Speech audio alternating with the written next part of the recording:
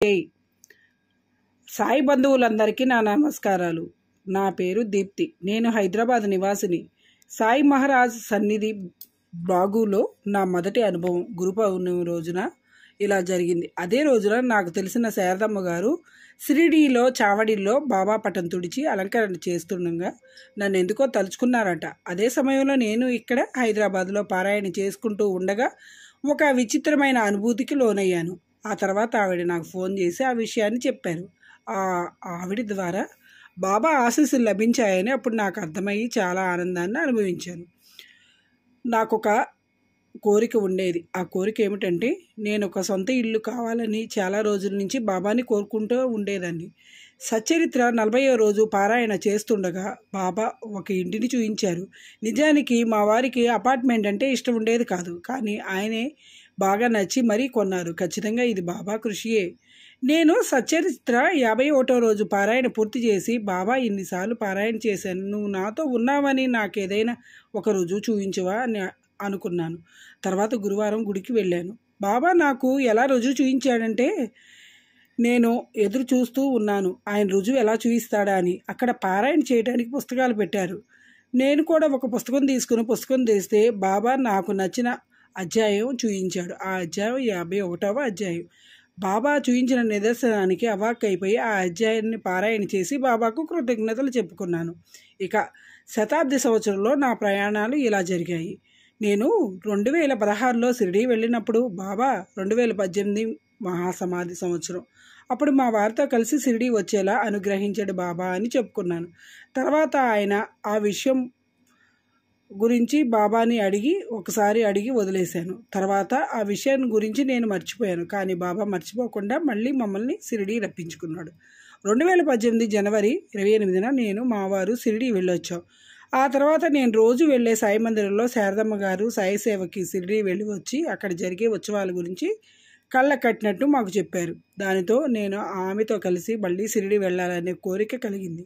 కోరికలు తీర్చేందుకే కదా కల్పతరువైన మన సాయిబాబా కదా అనుకున్నదే తడవగా మళ్ళీ నా షిరిడీ ప్రయాణానికి అవకాశం ఇచ్చారు బాబా. రెండో ప్రయాణం మేమందరం కలిసి జూన్ 2 శనివారం బయలుదేరి ఆదివారం తిరుగు ప్రయాణం పెట్టుకుందాం అనుకున్నాం. కానీ బాబా ప్రణాళిక వేరుగా ఉంది. ఆదివారం కూడా మమ్మల్ని షిరిడీలో ఉంచుకోవాలని అనుకున్నట్లుగా తత్కాల్ టికెట్ బుక్ చేయాల్సిన టైంకి 11 గంటలకి సరిగ్గా పవర్ పోయింది. అది బాబా ఆజ్ఞగా భావించి మా ప్రయాణాన్ని సోమవారానికి వాయిదా వేసుకున్నాం. ఆదివారం బాబా దర్శనం బాగా జరిగింది. ఆ రోజు నా మదిలో బాబా మీరు ఎలాగైనా నాకు ఒక్కసారి కనిపించండి అనుకున్నాం. మేము దర్శనానికి వెళుతుండగా అచ్చం బాబా వేషధారణలో ఒక సాధువు కనిపించాడు. తర్వాత ఆ రోజు మధ్యాహ్నం రాహతాలో కుశాల్ చంద్ ఇల్లు, వీరభద్ర మందిరము, సాకోరి ఉపాసని బాబా ఆశ్రమం, కుర్హాలోని బాబా నిజపాదముద్రలు దర్శనం చేసుకున్నాం.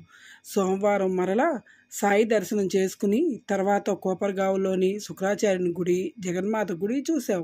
మధ్యాహ్నం బాబా దర్శనం చేసుకుని తిరుగు ప్రయాణమయ్యాం. నేను అనుకున్నట్లుగానే ఈ షిరిడీ ప్రయాణాన్ని బాబా మలిచారు. మూడో ప్రయాణం శతాబ్ది ఉత్సవాల సందర్భంగా మంగళపల్లి సాయి మందిరం వారు సాయి సచరిత్ర మహాపారాయణ మొదలుపెట్టారు. ఈ కార్యక్రమం నవంబర్ 2017లో మొదలుపెట్టి అక్టోబర్ 2018 విజయదశమితో ముగిసింది. ఇందులో భాగంగా ఒక వారం అంటే గురువారం షిరిడీలో పారాయణ చేద్దాం అనుకున్నారు. ఆగస్టు 29న వెళ్ళి సెప్టెంబర్ 1కి తిరిగి వచ్చేలా వాళ్ళ షెడ్యూల్ ముందే 2 సార్లు వెళ్ళి ఉండటం వల్ల మా వారు ఒప్పుకుంటారో లేదో అనుకున్నాను. బుధవారం పారాయణ చేస్తూ బాబా మా వారు షిరిడీకి వెళ్ళాలంటే ఒప్పుకునేలాగా నువ్వు చేయండి అని ఆయన్ని అడిగాను. ఆయన అడిగి ఆ పారాయణ పూర్తి చేశారు. తర్వాత మా వారిని అడిగితే ఒప్పుకున్నారు. పెళ్ళైన తర్వాత ఇదే మొదటిసారి కుటుంబ సభ్యులు ఎవరూ లేకుండా నేను ఒంటరిగా వెళ్ళటం. మేము మొత్తం 40 మందిమి ఆర్ఏసీలో టికెట్ బుక్ చేసుకున్నాం. కానీ బాబా అద్భుతం చేశారు. ఒకటి కాదు, అందరి టికెట్లు కన్ఫర్మ్ అయ్యాయి. గురువారం నాడు బాబా దర్శనం చేసుకుని అభిషేకం హాల్లో పారాయణ చేసుకున్నాం. ద్వారకామాయిలో బాబా దర్శనం చేసుకుని ప్రసాదాలు పంచాం. మొదటిసారిగా ఆ రోజు బాబా పల్లకి ఉత్సవం కూడా చూశాను. శుక్రవారం నాడు మధ్యాహ్నం హారతి సమయంలో బాబాకి చాలా దగ్గరగా ఉండే అవకాశం లభించింది. నిజంగా బాబా అనుగ్రహం. సాయి పదానికి వెళ్ళి శరత్ బాబూజీ గారి దర్శనం చేసుకుని ఆనందంగా బయలుదేరారు. నాకు పారాయణ గ్రూపులో పరిచయమైన ఒక అమ్మాయి శతాబ్ది మరియు విజయదశమి ఉత్సవాలకు షిరిడీ వెళ్ళి వస్తూ అందమైన బాబా ఫోటో విభూతి తెచ్చి నాకు ఇచ్చింది. అలా ఆ అమ్మాయి ద్వారా బాబా ఆశీస్సులు నాకు ఇచ్చారు. ఇన్ని అనుభవాలను మీ అందరితో పంచుకున్నందుకు నాకు చాలా సంతోషంగా ఉంది. లోకా సమస్త సుఖినో భవంతు. ఓం సద్గురు సాయినాథాయ నమః. Please subscribe Kalyani Srinivas logs. Please subscribe చేసుకోండి.